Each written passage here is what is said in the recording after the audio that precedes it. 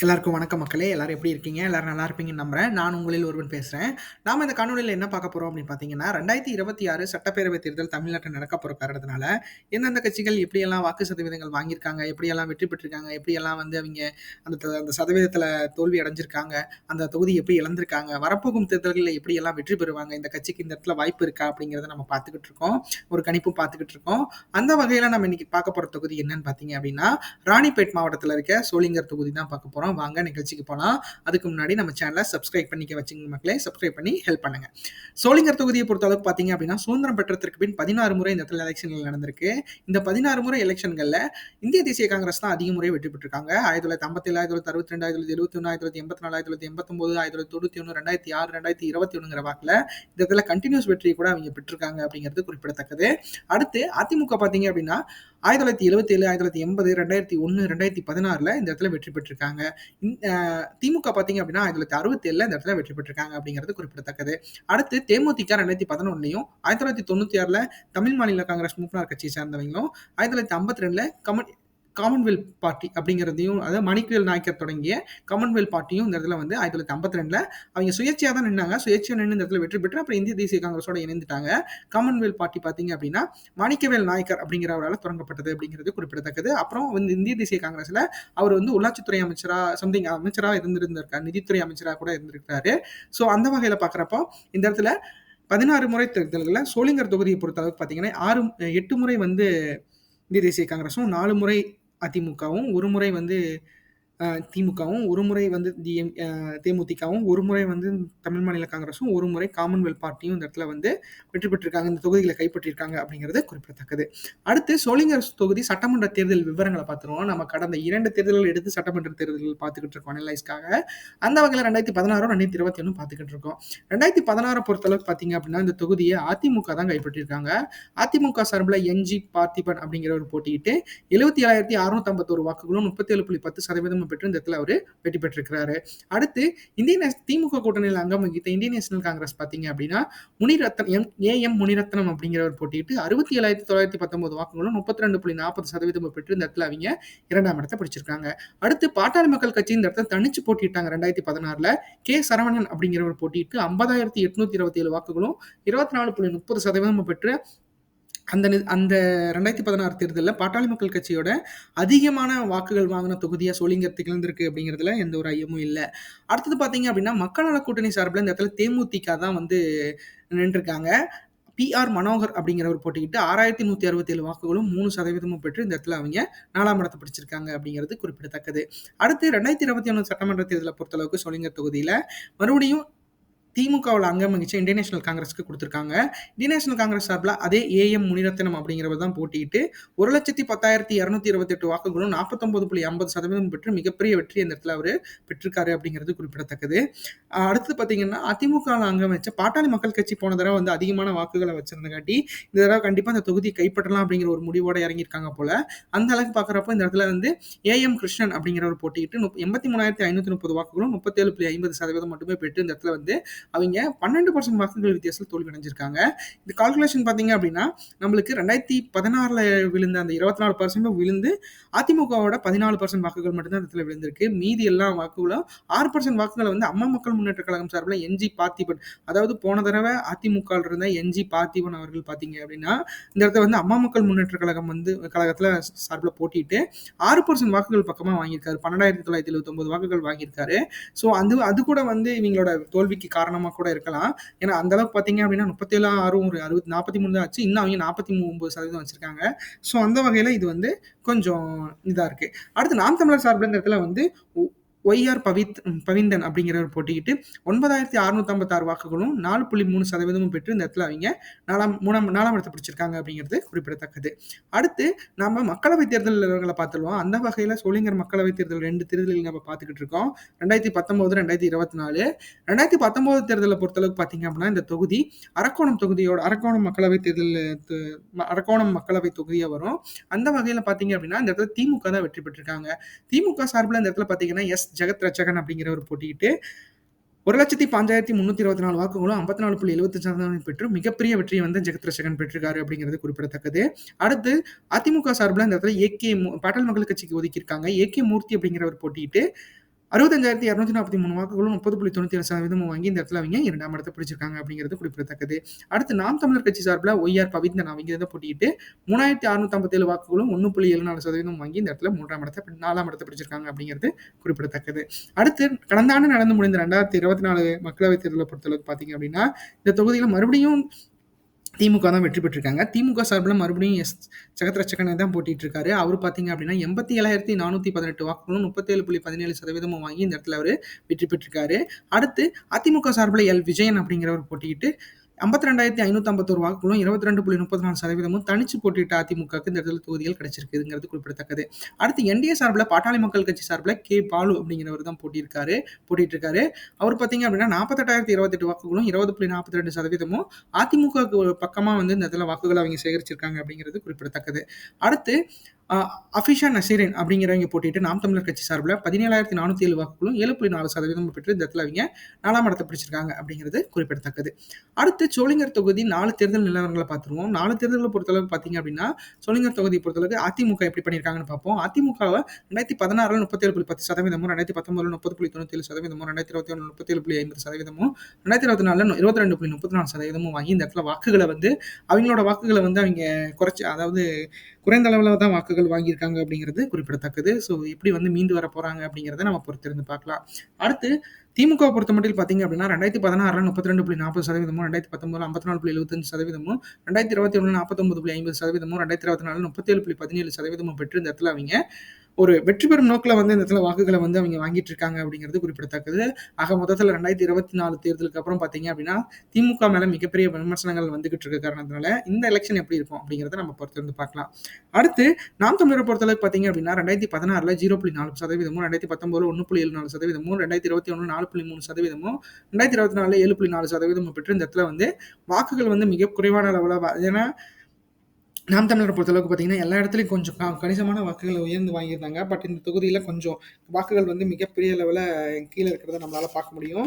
இது எப்படி வந்து ஈடுகட்ட போகிறாங்க, என்ன பண்ண போகிறாங்க 2026 தேர்தல் அப்படிங்கிறத நம்ம பொறுத்திருந்து பார்க்கலாம். அடுத்து சோளிங்கர் தொகுதி வாக்காளர் நிலவரத்தை பற்றி பார்ப்போம். மொத்த வாக்காளர்களாக இந்த இடத்துல பார்த்தீங்கன்னா 2,80,023 பேர் வாக்காளர்களாக பதிவு செய்யப்பட்டிருக்காங்க. அதில் 1,36,941 ஆண்களும் 1,43,068 பெண்களும் இந்த இடத்துல வாக்காளர்களாக பதிவு செய்யப்பட்டிருக்காங்க அப்படிங்கிறது குறிப்பிடத்தக்கது. 3ஆம் பாலின 14 பேர் இந்த இடத்துல வாக்காளர்களாக பதிவு செய்யப்பட்டிருக்காங்க. ஏஜ் வைஸ் கேட்டகரின்னு பார்க்குறப்ப பார்த்தீங்க அப்படின்னா வாக்காளர்கள் நேரத்தில் 18 வயசுலேருந்து 34 வயசு வரைக்கும் இருக்கீங்க பார்த்தீங்கன்னா 46,286 ஆண்களும் 48,357 பெண்களும் இந்த இடத்துல வாக்காளர்களாக பதிவு செய்யப்பட்டிருக்காங்க. 35 வயசுலேருந்து 54 வயசு வரைக்கும் இருக்கீங்க பார்த்தீங்க அப்படின்னா 58,611 ஆண்களும் 61,233 பெண்களும் இந்த இடத்துல வாக்காளர்களாக பதிவு செய்யப்பட்டிருக்காங்க.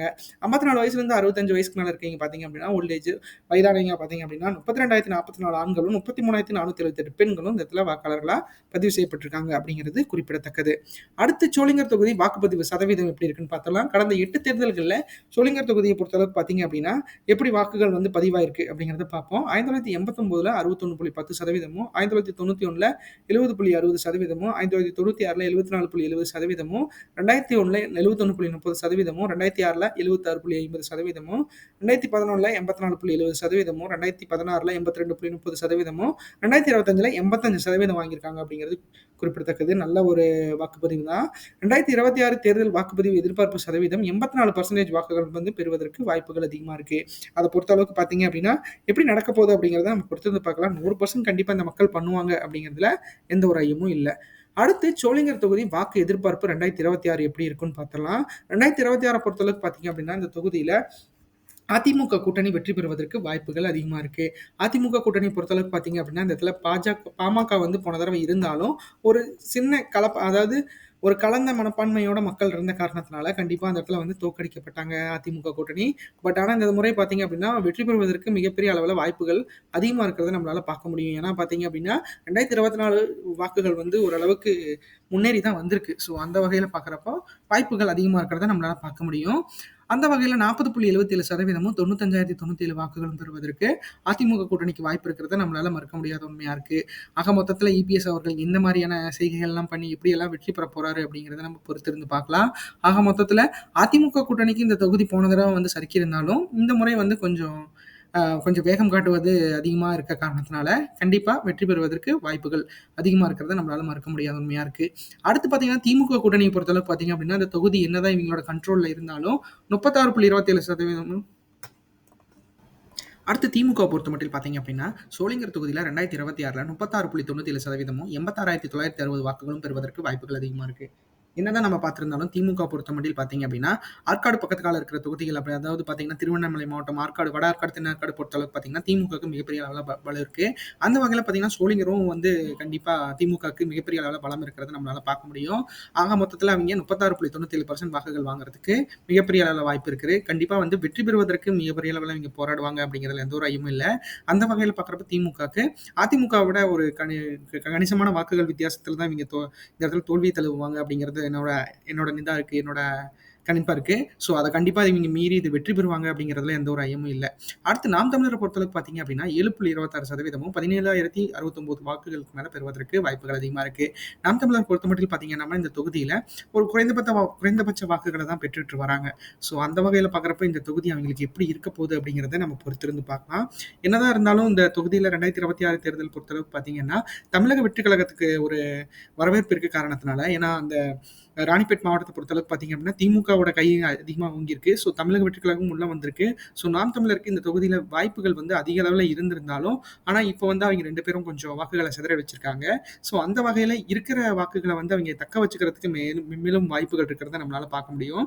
அந்த வகையில தக்க வச்சுக்கிட்டாங்க அப்படின்னா, 7.26% வாக்குகள் வந்து இந்த இடத்துல வந்து அவிங்க 2026 தேர்தல்ல பெறுவதற்கு வாய்ப்புகள் அதிகமா இருக்கு. அடுத்து தமிழகத்துக்கு புது வரவா வந்திருக்க தமிழக வெற்றி கழகத்த பொறுத்தளவுக்கு பார்த்தீங்க அப்படின்னா, இந்த தொகுதியில 13.11% வாக்குகளும் 30,840 வாக்குகளுக்கு மேல பெறுவதற்கு வாய்ப்புகள் அதிகமா இருக்கு. ஏன்னா, நம்ம யங்ஸ்டர்ஸோட அந்த வளர்ச்சிய வச்சு தான் நம்ம எடுத்திருக்கோம். ஸோ அந்த வகையில பார்க்குறப்போ 13.11% வாக்குகள் தமிழக வெற்றி கழகத்துக்கு வாய்ப்புகள் இருக்கிறத நம்மளால பார்க்க முடியும். ஸோ அது வந்து எப்படியெல்லாம் கூட்டணி சேர்ந்தாங்கன்னா பார்க்க போறாங்க அப்படிங்கிறத நம்ம வந்து பின்வருவற்றில் பார்க்கலாம். அடுத்தது பார்த்தீங்கன்னா, 2026 தமிழ்நாடு தேர்தல் கூட்டணி எதிர்பார்ப்பு இப்படியெல்லாம் இருந்தா இந்த வாக்குகள் கிடைக்கிறதுக்கு வாய்ப்புகள் அதிகமா இருக்குங்கிறது ஒரு கணிப்பு பார்த்துக்கிட்டு இருக்கோம். அந்த வகையில நம்ம பார்க்குறப்ப பார்த்தீங்க அப்படின்னா, அதிமுக கூட்டணியில பாஜக, பாமக, தமிழ் மாநில காங்கிரஸ் எல்லாம் இருந்தாங்க அப்படின்னா, அவங்க கண்டிப்பா வந்து 40.77% வாங்கி வெற்றி பெறுவதற்கு வாய்ப்புகள் அதிகமா இருக்கு. ஏன்னா, அதிமுக கூட்டணியை பொறுத்தளவுக்கு பார்த்தீங்க அப்படின்னா, பாஜகவும், பாமகவும் அவங்க என்டிஏ கூட்டணியில தான் இருக்காங்க. ஸோ என்டிஏ கூட்டணியில பார்த்தீங்க அப்படின்னா, ஜான் பாண்டியன் இருக்கிறாரு. ஸோ அப்புறம் டிடிவி இருந்தாரு. அப்புறம் இப்ப விலகிட்டாரு. ஸோ அந்த வகையில பார்க்குறப்போ, அந்த வந்து என்டிஏ கூட்டணிக்கு ஒரு 15, 20% வாக்குகள் வந்து இந்த தடவை பாமகவோட சேர்ந்தப்பயே 15, 20% வாக்குகள் வாங்குனாங்க. சோளிங்கர் தொகுதியை பொறுத்தளவுக்கு பார்த்தீங்கன்னா, 20% வாக்குகள் வந்து என்டிஏ கூட்டணி அந்த பாலு அவர்கள் நின்னார்ல, அதுல 2024ல வாங்கியிருந்தாங்க அப்படிங்கிறது குறிப்பிடத்தக்கது. ஸோ பாமகவும், அதிமுகவோட இணைஞ்சாங்க, அதிமுக கூட்டணியில இருந்தாங்க அப்படின்னா, கண்டிப்பா அந்த தொகுதிய அவங்க இந்த தடவ கைப்பற்றுறதுக்கு வாய்ப்புகள் அதிகமா இருக்கு. என்னதான் போன தடவ அவங்க மிஸ் பண்ணியிருந்தாலும், இந்த தடவ கண்டிப்பா வந்து தட்டி தூக்குறதுக்கு வாய்ப்புகள். ஏன்னா சோளிங்கர் தொகுதியை பொறுத்தளவுக்கு பார்த்தீங்க அப்படின்னா, பாமகவோட கண்ட்ரோல்ல அதிகமான வாக்குகள் இருக்கு. ஸோ அவங்களும் இணைஞ்சாங்க அப்படின்னா, கண்டிப்பா வந்து இந்த இடத்துல வெற்றி முகம் காட்டுறதுக்கு அதிமுக கூட்டணிக்கு வாய்ப்புகள் இருக்கிறத நம்மளால மறுக்க முடியாத உண்மையா இருக்கு. அடுத்து திமுக கூட்டணியை பொறுத்தளவுக்கு பார்த்தீங்க அப்படின்னா, இந்திய தேசிய காங்கிரஸ், சிபிஐ, சிபிஐஎம், விடுதலை சிறுத்தைகள் கட்சி, மக்கள் நீதி மய்யம், அதிமுக போன்ற கட்சிகள் வந்து அவங்களோட கூட்டணியில இருக்காங்க. அவங்க 2019லேருந்து அங்கம் வகிச்சுட்டு இருக்காங்க. என்னதான் மக்கள் நீதி மய்யம் 2021 தேர்தல வந்து தனிமையா சந்திச்சாலும், அதுக்கப்புறம் வந்து அப்புறம் கமல் அவர்கள் வந்து 2024ல இந்த திமுக கூட்டணியில வந்து அவங்க கட்சிய வந்து ஒரு அங்கமா அதாவது திமுக கூட்டணியில அங்கம் வகிக்கிறாரு. ஸோ அவருக்கு வந்து ராஜ்யசபா சீட்டும் குடுத்துருக்காங்க அப்படிங்கிறது நம்மளுக்கு தெரிஞ்ச விஷயம் தான். ஸோ அந்த வகையில பார்க்குறப்போ இந்த தொகுதியில ஏன்னா அதிமுகவோட வளர்ச்சியும், திமுகவோட வீழ்ச்சியும் பார்த்தீங்க அப்படின்னா, ஏன்னா இந்த ஒரு 2024 தேர்தலுக்கு அப்புறம் மிகப்பெரிய அளவுல இந்த திமுகவுக்கு மேல மிகப்பெரிய கிரிட்டிசைஸ் வந்து பண்ணிட்டு இருக்காங்க தமிழக மக்கள். ஸோ அதெல்லாம் வச்சு பார்க்குறப்ப அதிமுகவே பரவால்ல அப்படிங்கிற ஒரு தாட் போயிட்டு இருக்கு. ஸோ அதெல்லாம் எப்படி முறியடிச்சு திமுக கூட்டணி வெற்றி பெறுவாங்க அப்படிங்கிறத நம்ம பொறுத்திருந்து பார்க்கலாம். இப்போதைக்கு இவங்களோட கணிப்பை வச்சு பார்க்குறப்போ 36.97% வாக்குகள் வந்து இந்த இடத்துல வாங்குறதுக்கு வாய்ப்புகள் அதிகமா இருக்கிறத நம்ம கணிப்பு வந்து கூறுது. ஸோ அது எப்படி வந்து இது திமுக கூட்டணி வெற்றி பெறுவாங்களா? இல்ல இந்த தொகுதியில இதே வாக்குகள் வரப்போதா? அப்படிங்கிறத நம்ம பொறுத்திருந்து பார்த்தோம்னா மட்டும்தான் கண்டிப்பா நம்மளுக்கு ஆன்சர் கிடைக்கும். அடுத்து நாம் தமிழரை பொறுத்தளவுக்கு பார்த்தீங்க அப்படின்னா, கூட்டணி பற்றி அவங்க எங்கேயுமே விவாதிக்கல. ஸோ கூட்டணி பற்றி அவங்க எங்கேயுமே தெரிவிக்காத காரணத்தினால ஏன்னா நெறையா பேட்டிஸ் குடுக்குறாரு. பேட்டி வந்து நாம் தமிழர் கட்சி ஒருங்கிணைப்பாளர் சீமான் அவர்கள் வந்து தெரிவிச்சுட்டு இருக்காரு. பட் ஆனா அவங்க கூட்டணி பத்தி இப்போ வரைக்கும் அவர் எங்கேயுமே அனௌன்ஸ் பண்ணல. ஸோ கூட்டணியோட சேருவேன் அப்படிங்கிறத அவங்க பண்ணல. தனிச்சு போட்டியிடுற நாம் தமிழருக்கு 7.26% வாக்குகள் வந்து இந்த இடத்துல பெறுவதற்கு வாய்ப்புகள் அதிகமா இருக்கு. அப்படி கூட்டணி சேர்ந்தா இந்த தொகுதியில அவங்க எப்படி வெற்றி பெறுவாங்க அப்படின்னா, திமுகவோட சேர்ந்தா வெற்றி பெறுவதற்கு வாய்ப்புகள் அதிகமா இருக்கு. அதிமுகவோட ஏற்கனவே பாஜக, என்டிஏ கூட்டணிலாம் இருக்காங்க. ஸோ அந்த தொகுதி இவங்களுக்கும் பார்த்தீங்க அப்படின்னா மிகப்பெரிய அளவில் கூட்டணி பலம் இருக்கு. ஸோ நாம் தமிழர் ஏதோ ஒரு கூட்டணியில் அங்கம் வகிச்சாங்க அப்படின்னா, அதிமுக கூட்டணியில் அங்கம் வகிச்சாரு அப்படின்னா கண்டிப்பாக வந்து நம்மளுக்கு 7.26% வாய்ப்புகள் வரதுக்கு வாய்ப்புகள் இல்லை. அவர் வெற்றி பெறுவதற்கு வாய்ப்புகள் இருக்கு. ஸோ தனிச்சு தான் வந்து அவர் போட்டியிடுவதா அவங்க வந்து தெரிவிச்சிருக்காங்க. ஸோ அதை எப்படி வந்து இந்த வருங்காலங்களில் நிறையா காலம் இருக்கு. ஸோ எப்படி மாற்ற போறாங்க அப்படிங்கிறத நம்ம பொறுத்திருந்து பார்க்கலாம். அடுத்து நம்ம பார்க்க போறது என்னன்னு பார்த்தீங்க அப்படின்னா, நம்ம தமிழக வெற்றி கழகத்தை பார்ப்போம். தமிழகத்தை வெற்றி கழகத்தை பொறுத்தளவுக்கு பார்த்தீங்க அப்படின்னா, இப்போ வரைக்கும் கூட்டணி பற்றி அவங்க எங்கேயுமே விவாதிக்கல. கூட்டணி பற்றி அவங்க சேர்றாங்க இல்ல அப்படிங்கிறத இப்போ வரைக்கும் விஜய் அவர்கள் வந்து தெரிவிக்கல. ஸோ கரூர் அந்த பிரச்சனைக்கு அப்புறம் பார்த்தீங்கன்னா, விஜய் அவர்கள் மிக ச சைலன்ட் மோட்ல இருந்திருந்தாரு. ஸோ அதெல்லாம் வச்சு பார்க்குறப்ப எப்படியெல்லாம் அவங்க இது அவங்களோட கட்சி எப்படியெல்லாம் பலு சேர்த்த போறாங்க, எப்படி வெற்றி பெற போறாங்க அப்படிங்கிறத நம்ம பொறுத்திருந்து பார்க்கலாம். தனிச்சு போட்டியிடுற கட்சிக்கு பார்த்தீங்க அப்படின்னா, தனிச்சு போட்டியிடுற தமிழக வெற்றி கழகத்துக்கு 13.11% வாக்குகள் வந்து இந்த யங்ஸ்டர்ஸோட சப்போர்ட்ஸ் இருக்கு. ஸோ அவங்கெல்லாம் பார்த்தீங்கன்னா, புது கட்சி விஜய் அவர்கள் மேல மிகப்பெரிய அளவில் பற்று வச்சிருக்காங்க. ஸோ அதெல்லாம் வச்சு இவங்களுக்கு இந்த வாக்குகள் வந்து 13.11% வாக்குகள் பெறுவதற்கு அவங்களுக்கு கண்டிப்பா மினிமம் கேரண்டி இருக்கிறத நம்மளால பார்க்க முடியும்.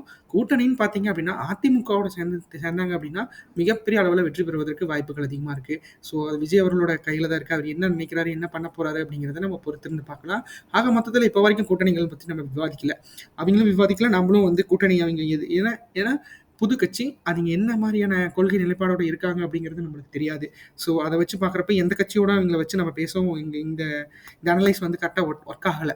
ஸோ அதனால பார்த்தீங்க அப்படின்னா, அதிமுகவோட சேர்ற தமிழக வெற்றி கழகத்துக்கு மிகப்பெரிய அளவில் வெற்றி காத்துட்டு இருக்கிறது நம்மளால பார்க்க முடியும். அது இந்த தொகுதின்னு இல்லை, ஒரு 210 தொகுதியை கண்டிப்பாக வந்து அவங்க வெற்றி பெறுவதற்கு வாய்ப்புகள் அதிகமாக இருக்கு.